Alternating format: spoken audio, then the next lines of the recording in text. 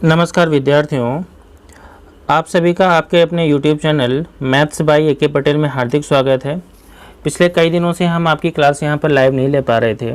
कुछ ऐसी दिक्कतें आ गई थी जिसकी वजह से हम आपको यहाँ पर नहीं पढ़ा पा रहे थे और कुछ नए सेटअप के बारे में भी सोच रहे थे। तो थोड़ी सी ये सारी अव्यवस्थाएँ थी जिसकी वजह से दिक्कत आ रही थी थोड़ी बहुत। तो अभी हम फ़िलहाल जिस फॉर्मेट में हम पढ़ रहे थे उसी फॉर्मेट में हम चीज़ों को यहाँ पे कंटिन्यू करेंगे और जल्द ही हम एक नए पैटर्न की तरफ आगे बढ़ेंगे और एक नए सेटअप के साथ आपके सामने हम यहाँ पे इंटरेक्ट हुए होंगे।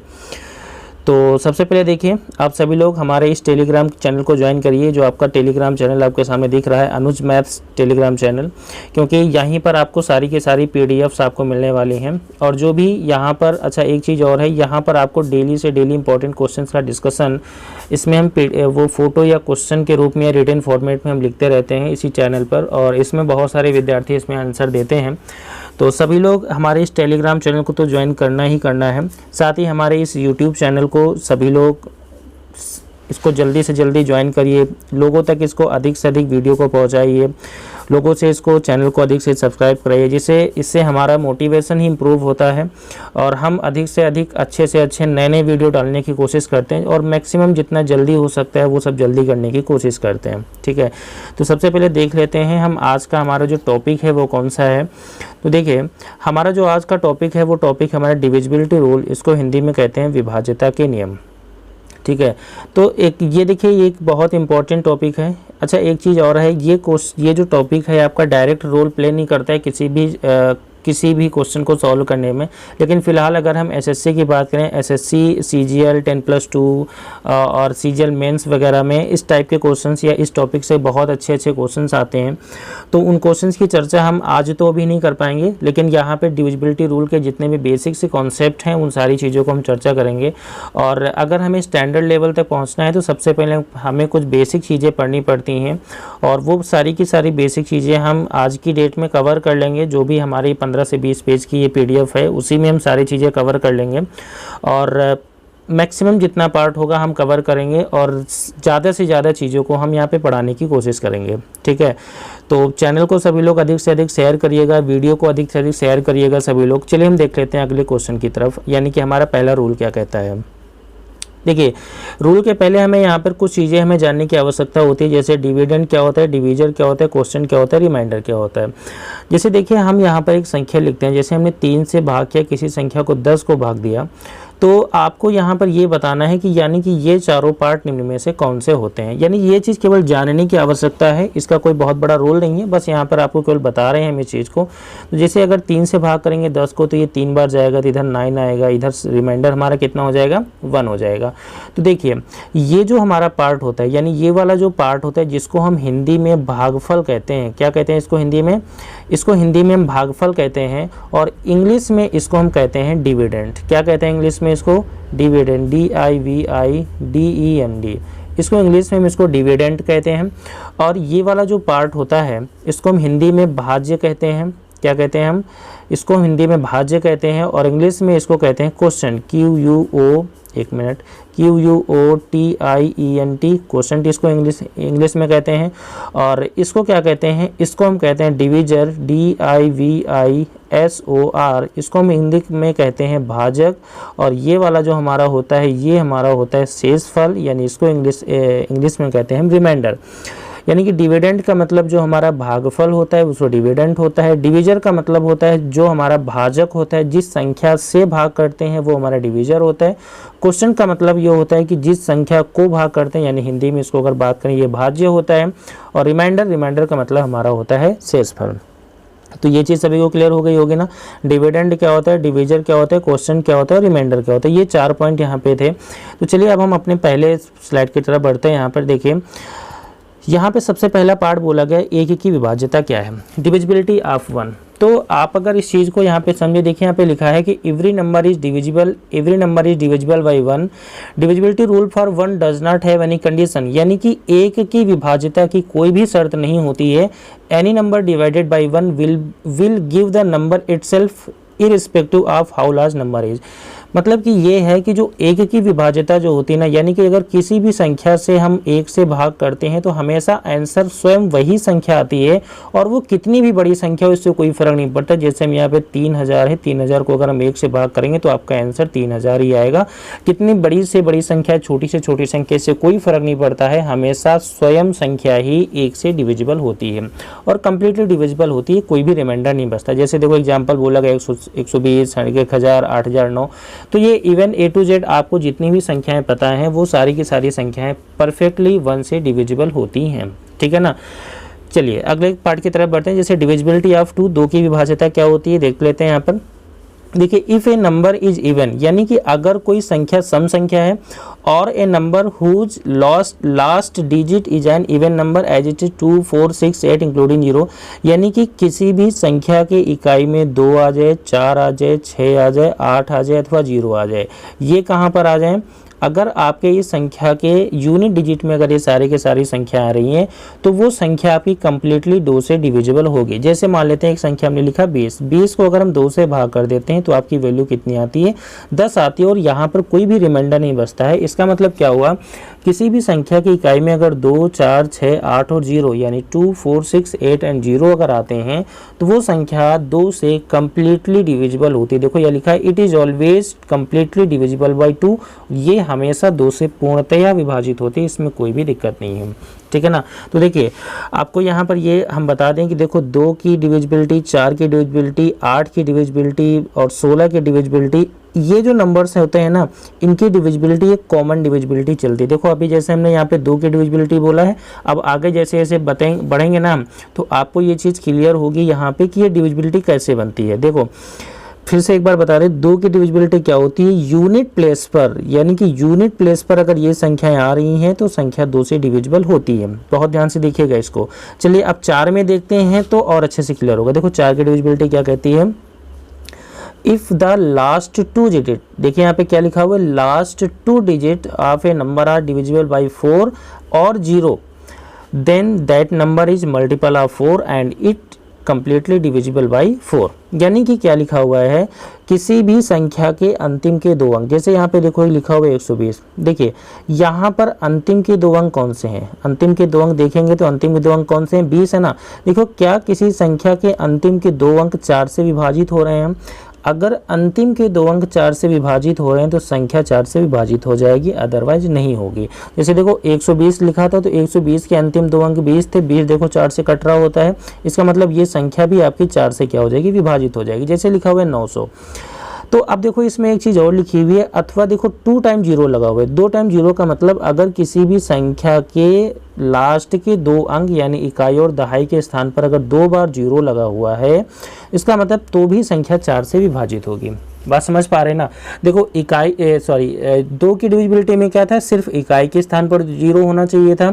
4 की डिविजिबिलिटी में क्या है? इकाई और दहाई के स्थान पर यानी कि यूनिट और टेंस प्लेस पर आपको 0 होना चाहिए, या फिर लास्ट के 2 डिजिट 4 से डिविजिबल होने चाहिए, तो संख्या 4 से डिविजिबल होती है, ठीक है। जैसे देखो लिखा हुआ है यहाँ पर 512 को अगर 4 से विभाजित करेंगे ना, देखिए अंतिम के 2 अंक कौन से हैं? यहाँ पर 12 है ना, तो देखो क्या ये 12 4 से विभाजित है? तो देख पाएंगे कि ये 12 4 से कट जाते हो 3 बार पूरा का पूरा जाता है, इसका मतलब ये 512 भी जो है ये 4 से पूरा का पूरा विभाजित हो जाएगा आपका।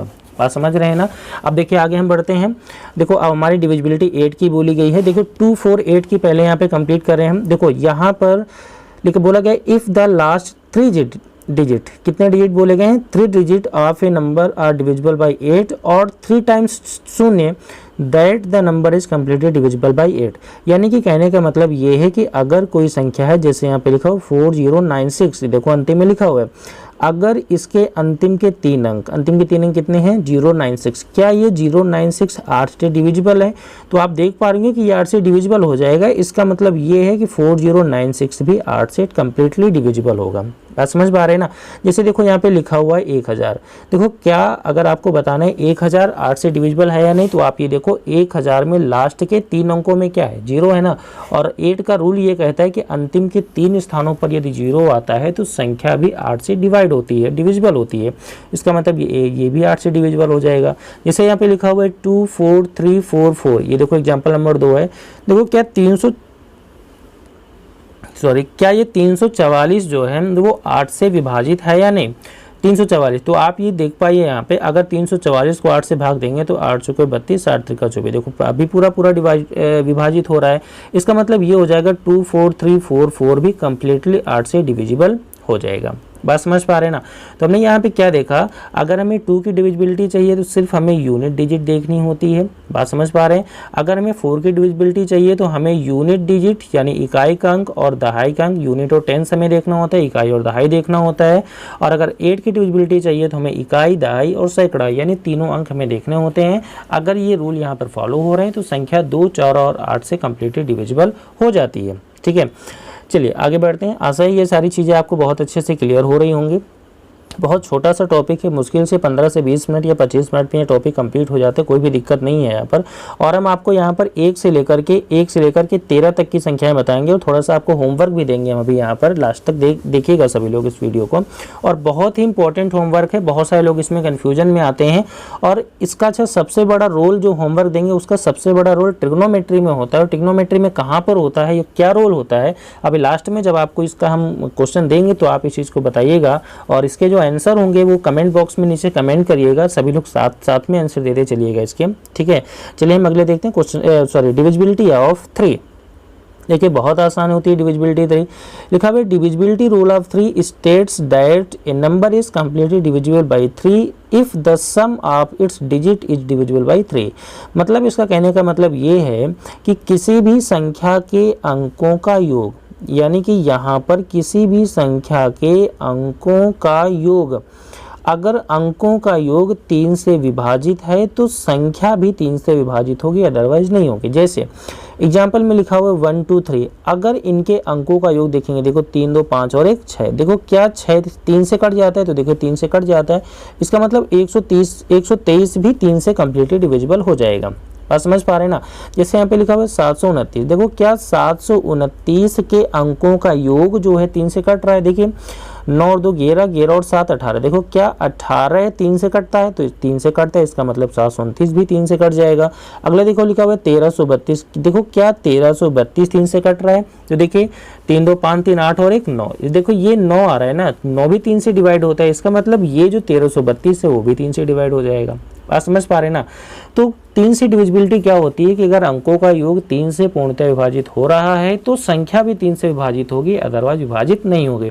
और एक चीज़ और, जैसे हमने बताया था 2, 4 और 8 की डिविजिबिलिटी कॉमन चलती है, वैसे ही 3 और 9 की डिविजिबिलिटी भी कॉमन ही चलती है। कैसे कॉमन चलती है देखिएगा, देखिए 9 की डिविजिबिलिटी देखो यहाँ पे लिखा है the rule of divisibility 9 is similar to divisibility of 3, यानी कि जो 9 की विभाज्यता है वो 3 की विभाज्यता की बिल्कुल सेम होती है। और सेम क्या होती है, if the sum of digits of the number is divisible by 9 then the number itself is divisible by 9, यानी कि अगर संख्या के अंकों का योग 9 से कटेगा तो संख्या भी 9 से डिवाइड होगी। जैसे देखो यहाँ पे लिखा हुआ 7 2 9 729, अब ये देखना है कि क्या ये 9 से कटेगा नहीं कटेगा। तो देखिए इसमें देखिए 7 और 2 9, 9 और 9 18, इसके अंकों का योग देखो 18 होता है और 18 9 से पूरा कट जाता है, इसका मतलब 729 भी 9 से पूरा का पूरा कट जाएगा। जैसे अगले पार्ट देखो लिखा हुआ है 1 2 3 2 1, अब देखो क्या अगर आपको ये बताना है कि ये संख्या 9 से कटेगी ही या नहीं कटेगी तो आपको सिंपल सी बात ध्यान देनी होगी,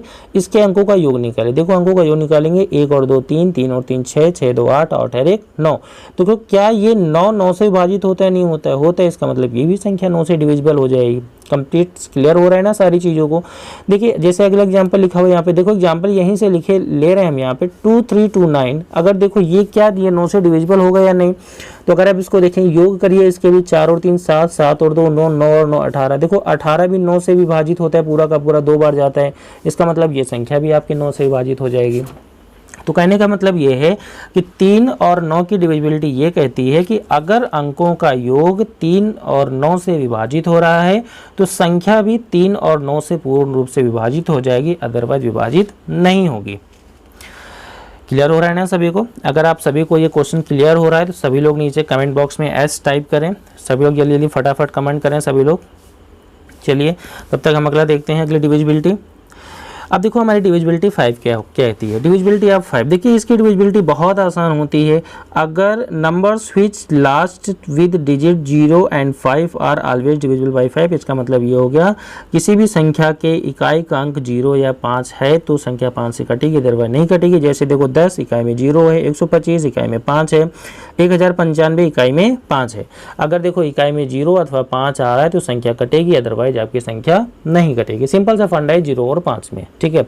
अगले देखिए डिविजिबिलिटी ऑफ 6 क्या कहती है। देखिए डिविजिबिलिटी ऑफ 6 की डिविजिबिलिटी आपके लिए बहुत ही आसान है। अच्छा एक बात आपको और बता दें कि जब भी कभी भी आपको कोई ऐसा नंबर दिया जाए जो किसी न किसी संख्या से विभाजित हो रहा हो, जैसे देखो यहाँ पे 6 जो है वो आपका 2 और 3 दोनों से विभाजित हो रहा है ना, तो इसका मतलब ये हुआ कि कोई भी संख्या 6 से तभी विभाजित होगी जब संख्या 2 और 3 दोनों से विभाजित होगी। जैसे लिखा हुआ है number which are divisible by both 2 and 3 are divisible by 6, ये तो लिखा हुआ है ना, यानी कि जो संख्या 2 और 3 से विभाजित होगी वही संख्या 6 से विभाजित होगी। That is if the last digit of the given number is even, यानी कि दी हुई संख्या का जो अंतिम अंक है वो सम संख्या होना चाहिए। And the sum of its digits is multiple of 3, यानी कि उसके अंकों का योग जो है 3 से विभाजित होना चाहिए तो संख्या 3 से विभाजित होगी। यही तो होता है ना, क्योंकि यहाँ पर क्या हो रहा है 6 की में 2 और 3 दो चीज़ें आती हैं, तो इसका मतलब यहाँ पे 2 की डिविजिबिलिटी और 3 की डिविजिबिलिटी को हमने जोड़ दिया। यहाँ पर 2 की डिविजिबिलिटी कहती है कि इकाई का अंक आपका 0, 2, 4, 6 और 8 होना चाहिए, तब संख्या 2 से घटेगी। और 3 की डिविजिबिलिटी ये कहती है कि अंकों का योग 3 से विभाजित होना चाहिए। तो अगर हम दोनों को जोड़ दें तो संख्या आपकी 6 से विभाजित हो जाएगी। मतलब इकाई के स्थान पर 0, 2, 4, 6, 8 होना ही चाहिए, या फिर अंकों का योग 3 से विभाजित होना ही चाहिए। जब ये दोनों चीज़ें साथ में मिलेंगी तो संख्या 6 से विभाजित होगी, अदरवाइज संख्या 6 से विभाजित नहीं होगी, ठीक है ना। चलिए देखते हैं डिविजिबिलिटी ऑफ 7 क्या कहती है। देखो यहाँ पर हमने एक ये चार्ट हमने फ्रेम किया है, चार्ट के अकॉर्डिंग डिविजिबिलिटी को समझेंगे। देखिए क्या है, the rule of divisibility 7 is a bit complicated which can be understood by the step given below, यानी कि ये जो हम स्टेप नीचे दिया गया, ये जो पूरा का पूरा फिगर दिया हुआ है, इस पूरे के पूरे फिगर से ही हम इसको समझेंगे कि संख्या कैसे डिविजिबल हो रही है, ठीक है। देखिए सबसे पहले यहाँ पे एग्जाम्पल लेते हैं 847, 847, एक छोटा सा एग्जाम्पल ले रहे हैं हम यहाँ पे 847, ठीक है। देखिए एग्जाम्पल में क्या कहा जा रहा है, एग्जाम्पल में सीधे सीधे एक फंडा यहाँ पे ये कहा जा रहा है कि देखिए remove the last digit of a number and double it, यानी कि इकाई का जो अंक है उसको हटाइए और उसका 2 गुना करिए, यानी कि इकाई के अंक का 2 गुना, मतलब 2 गुना कितना हो जाएगा, 14 हो जाएगा। सब्ट्रैक्ट फॉर रिमेनिंग नंबर, यानी कि 14 को 84 से घटाइए, घटाएंगे तो कितना आ जाएगा, 70 आएगा। Remaining subtract from remaining number, it is the number 0 और रिकॉग्निबल 2 डिजिट मल्टीपल ऑफ 7, या तो जो यहाँ पर संख्या आनी चाहिए वो या तो 0 आनी चाहिए या फिर 7 का कोई ना कोई मल्टीपल 2 अंकों की संख्या आनी चाहिए। यदि ऐसा हो रहा है तो संख्या 7 से विभाजित होगी, अगर ऐसा विभाजित नहीं हो रहा है तो संख्या 7 से विभाजित नहीं होगी। यानी कि अगर 2 अंकों की संख्या नहीं आ रही तो फिर से सेम प्रक्रिया दोहराइए, फिर नहीं आ रही तो फिर सेम प्रक्रिया दोहराइए। बात समझ पा रहे हैं ना। तो अगर ये प्रक्रिया आ रही तो संख्या 7 से विभाजित होगी। जैसे एक एग्जांपल छोटा सा हम यहाँ पर और लेते हैं, आपको और बता रहे हैं। जैसे दूसरा एक एग्जांपल लिखा हुआ है इसमें, और वो एग्जांपल है हमारा 343। देखिए 343 में इकाई में कितना है 3, आप देखो 3 का 2 गुना करिए, कितना आएगा 6 आएगा। अब देखिए अगर यहाँ से 3 हटा ले तो इधर बचेगा कितना, 34 बचेगा ना। अब 34 में 6 को घटाइए, घटाएंगे ना, जैसे ही 34 में 6 को घटाएंगे देखो कितना आएगा 28 आएगा। देखो क्या 28 7 से विभाजित होता है, तो विभाजित होता है, इसका मतलब 28 7 से कट रहा है तो संख्या भी 7 से कटेगी। अगर ये 28 7 से ना कट रहा होता, अगर इसकी जगह पर 27 आ रहा होता यहाँ पर, तो ये संख्या कभी भी 7 से विभाजित नहीं हो सकती थी। बात क्लियर हो रही है सभी को। तो 7 की डिविजिबिलिटी क्या होती है कि इकाई के अंक का 2 गुना करके शेष संख्या में हम घटाते हैं, और ये प्रक्रिया हम तब तक दोहराते हैं जब तक 2 डिजिट की संख्या नहीं आ जाती है। अगर 2 डिजिट की संख्या नहीं आती है तो फिर से इकाई के अंक का 2 गुना करके शेष संख्या में घटाएंगे, और अगर 2 अंकों की संख्या आ रही है और जो 2 अंकों की संख्या है वो अगर वो 7 से विभाजित हो रही है तो संख्या 7 से कट जाएगी, अदरवाइज संख्या 7 से विभाजित नहीं होगी। बात क्लियर हो रही है सभी की। तो ये हो गया 7 की विभाज्यता। चलिए देखिए 8 की हम पढ़ चुके हैं, 9 की हम पढ़ चुके हैं, 10 की डिविजिबिलिटी पढ़ते हैं। देखिए 10 की डिविजिबिलिटी में क्या होता है, divisibility of 10 states that any number whose last digit is 0 is divisible by 10।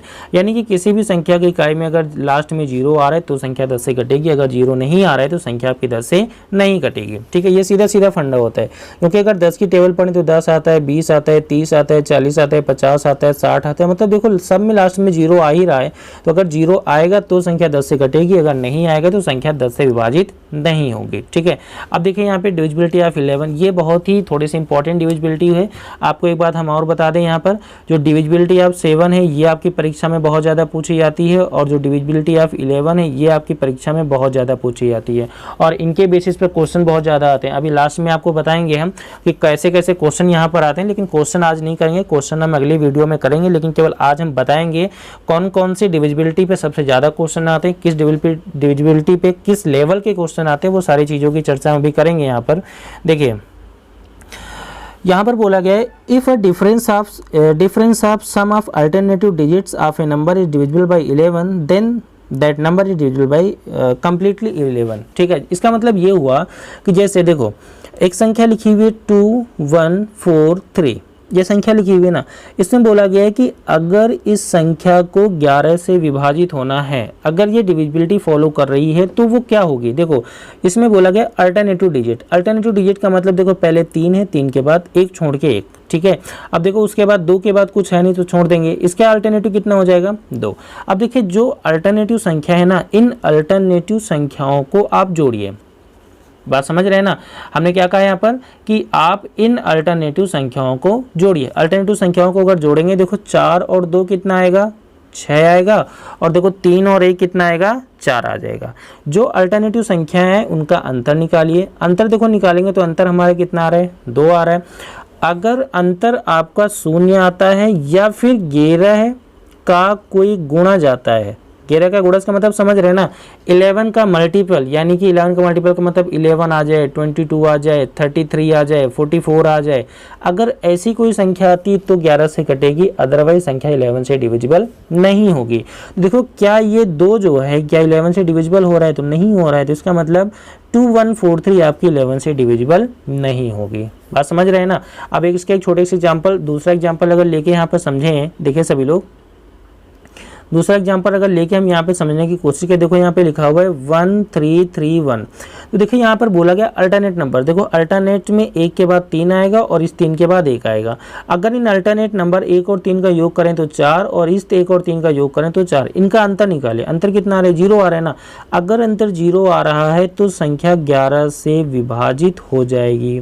बात समझ पा रहे हैं ना। हमने बताया कि अंतर जो आ रहा है वो या तो 0 आना चाहिए या फिर 11 से डिविजिबल कोई संख्या या 11 का मल्टीपल होना चाहिए। अगर ये दोनों शर्त फॉलो हो रही, दोनों में से कोई भी शर्त फॉलो हो रही है तभी 11 से डिविजिबल होगा, अदरवाइज नहीं होगा। जैसे अगर हम आगे देखना चाहते हैं तो एक तीसरा एग्जाम्पल ले लेते हैं 15,625। देखो इसको थोड़ा सा हम यहाँ पर मिटा देते हैं तो चीज़ें और अच्छे से क्लियर होंगी। यहाँ पर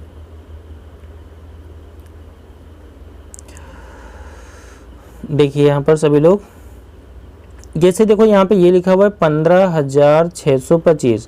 देखो अल्टरनेट संख्या, देखिए 5 के बाद अल्टरनेट 6, 6 के बाद अल्टरनेट 1 और इधर 2 के बाद अल्टरनेट 5। तो अल्टरनेट नंबर्स को जोड़िए। देखिए 1 और 6 कितना होता है 7, 7 और 5 कितना होता है 12। देखो इधर 5 और 2 का मतलब कितना होता है 10। इनको घटाइए, अल्टरनेट नंबर्स को जोड़ करके प्रॉपर संख्याओं को माइनस करिए। माइनस करने पर कितना आ रहा है 2 आ रहा है। तो देखिए जो 2 आ रहा है, क्या ये 2 ये 11 से डिविजिबल होता है, तो 11 से डिविजिबल नहीं होता है। इसका मतलब 15,625 जो है 15,625 जो है वो 11 से डिविजिबल नहीं होगा। बात क्लियर हो रही नहीं हो रही है। तो अल्टरनेट नंबर्स के योग का घटाना जब घटाते हैं, अगर वो संख्या 11 से डिविजिबल हो रही है तभी संख्या 11 से डिविजिबल होती है, अदरवाइज डिविजिबल नहीं होती है। अब देखिए यहाँ पर बोला गया है कि अगले कंडीशन बोलते हैं डिविजिबिलिटी ऑफ 12। 12 की डिविजिबिलिटी देखिए, देखो अभी हमने बताया था कि जब भी कोई ऐसी संख्या आती है जिसके कई सारे मल्टीपल्स होते हैं, जैसे अगर हम 12 की बात करें तो 12 के कई सारे फैक्टर्स होते हैं। देखो 12 में एक 3 फैक्टर होते हैं, एक 4 होता है। तो अगर कोई संख्या 12 से कट रही है, इसका मतलब वो संख्या 3 से भी कटेगी, 4 से भी कटेगी। अगर कोई संख्या 3 और 4 दोनों से कट रही है तो संख्या 12 से भी कटेगी। जैसे देखो 144 अगर लिखते हैं देखो 144 में क्या है, अगर 3 की डिविजिबिलिटी देखें तो अंकों का योग, देखो अंकों का योग करिए, 4 और 4 8 और 1 9। देखिए अंकों का योग 3 से कट रहा है तो इसका मतलब एक रूल तो फॉलो हो गया। देखो 4 की डिविजिबिलिटी क्या कहती है कि अंतिम के 2 अंक भी 4 से कटने चाहिए। देखो 44 भी 4 से कट जाते हैं तो आंसर 11 आता है। तो देखिए ये दोनों चीज़ें फॉलो हो रही हैं, तो इसका मतलब ये संख्या जो 144 है ये 12 से पूर्ण रूप से विभाजित हो जाएगी। कहने के मतलब ये कि अगर इससे 12 से डिविजिबल होना है तो उसको 3 से भी और 4 से दोनों से डिविजिबल होना पड़ेगा। बात क्लियर हो रही नहीं क्लियर हो रही। जैसे अगला क्वेश्चन, अगली संख्या लिखी है यहाँ पे, देखो 1728 अगर लिखा हो, 1728 में अगर देखें तो देखिए अगर हमें 12 से डिविजिबल चाहिए तो हमें 3 से डिविजिबल होना पड़ेगा इसमें। अगर 3 से डिविजिबल करेंगे तो अंकों का योग चाहिए हमें। तो अगर अंकों का योग देखो 8 और 2 10 और 17 और 1 18। देखो 18 क्या 3 से कटता है, तो 3 से कटता है, तो ठीक है, बहुत अच्छी बात है। अब देखो 4 से डिविजिबिलिटी का मतलब अंतिम के 2 अंक, देखो 1728 में जो 28 है क्या वो 4 से कटता है, तो 28 भी 4 से कट जाता है। इसका मतलब दोनों रूल फॉलो हो रहे हैं, तो इसका मतलब 1728 भी हमारा 12 से क्या हो जाएगा, कंप्लीटली डिविजिबल हो जाएगा। चीज़ें क्लियर हो रही होंगी ना सभी को। बहुत ही आसान सा पार्ट है, बिल्कुल भी कठिन चीज़ें यहाँ पे कुछ भी नहीं है। अब देखो अगला देखते हैं 13 की डिविजिबिलिटी। देखो 13 की डिविजिबिलिटी क्या कहती है, बहुत ही आसान सी होती है। इसमें लिखा गया है if any given number to check if it is divisible by 13 we have to add 4 times, we have to add, ध्यान दीजिएगा, we have to add 4 times. अभी तक 7 में 2 टाइम्स था, यहाँ पर कितना 4 times of the last digit of the number two the remaining number and repeat it process until you get the 2-digit factor. 2-digit number, now check if 2-digit number is divisible by 13 or not. If it is divisible then the given number is divisible by 13. जैसे देखो यहाँ पे बोला गया है 2795। आपसे अगर ये बोला गया कि बताइए ये जो संख्या है वो 13 से डिविजिबल है या नहीं, तो इसमें देखिए यूनिट डिजिट हमारी कौन सी है, 5 है। तो देखिए 5 का 2 टाइम्स करिए, 5 का सॉरी कितने टाइम्स था यहाँ पे, 4 टाइम्स। 5 का 4 टाइम्स करिए, कितना आएगा 20 आ रहा है ना। तो रिमेनिंग पार्ट कितना है 279 में अगर हम 20 जोड़ेंगे कितना हो जाएगा 992, 299 आ जाएगा ना। देखिए फिर इसका यूनिट डिजिट लीजिए, 9 का फिर 4 टाइम करिए, कितना हो जाएगा 36, और इस 36 को फिर रिमेनिंग नंबर हमारा कितना था 29 में, जैसे ही 36 को जोड़ेंगे कितना हो जाएगा 9 6 15 3, ये देखो 65 हो जाएगा। देखो क्या ये 65 यानी जो 2 अंकों की संख्या आ रही है क्या ये 13 से कट रही है, तो अगर ये 13 से कट रही है तो इसका मतलब संख्या भी 13 से कटेगी। अगर ये 65 13 से ना कट रहा होता तो ये संख्या भी 13 से आपकी नहीं कट रही होती। बात क्लियर है ना। अच्छा एक चीज़ और ये जो रूल हमने यहाँ पर आपको बताया है ये केवल आपको बेसिक सारी चीज़ों को समझने के लिए है। जब भी आपके सामने एग्जाम में कोई क्वेश्चन आता है ना तो आप वहाँ पर इस रूल को फॉलो नहीं करते हैं। बात समझ पा रहे हैं ना। ये केवल अभी हमने जितने भी रूल्स बताए थे वो सारे के सारे बेसिक रूल्स थे। अगर एग्जाम में कोई क्वेश्चंस आते हैं तो वहाँ पे कुछ चीज़ों में बहुत कंबाइंड से रूल्स होते हैं, उन हम चीज़ों को पढ़ेंगे और वो सारे रूल्स हम आपको अगली क्लास में बताएंगे कि क्या क्या रूल्स होते हैं।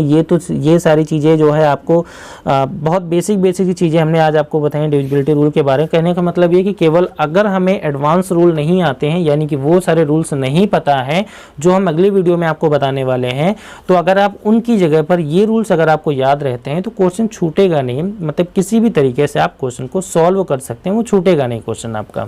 बात समझ रहे हैं ना।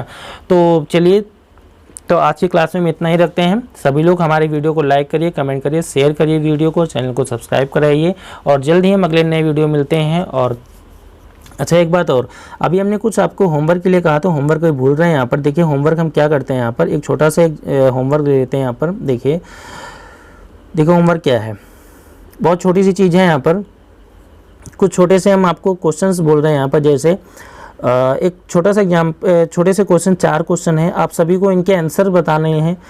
0/0, 0/1, 1/0, 1/1, इन सभी के आंसर्स क्या होंगे ये आपको बताना है, सारे के सारे क्वेश्चंस। पहला क्वेश्चन है 0/0, सेकंड क्वेश्चन है 0/1, तीसरा क्वेश्चन है 1/0, चौथा क्वेश्चन है 1/1। इन सारे क्वेश्चंस यानी 4 क्वेश्चन हैं, इन चारों के आपको आंसर्स बताने। सभी लोग इस आंसर्स को, सभी के सभी आंसर्स कमेंट करिएगा। सभी लोग, हम कमेंट देखेंगे सभी लोगों के, कौन कौन कमेंट कर रहा है, कौन कौन नहीं कर रहा है। और इसके क्वेश्चंस का आंसर हम अगली क्लास में देंगे, या फिर हम हो सकता है कि इसी चैनल के लास्ट जब आप कमेंट करेंगे तो उसी में साथ में आपको आंसर दे देंगे, या फिर कोशिश करेंगे अगली क्लास में हम देंगे। तो आज के लिए इतना ही। सभी लोग चैनल को लाइक करिए, कमेंट करिए, शेयर करिए, हमारे चैनल को सब्सक्राइब करिए। ठीक है, तो आज के लिए इतना ही। That's all, bye bye, good night.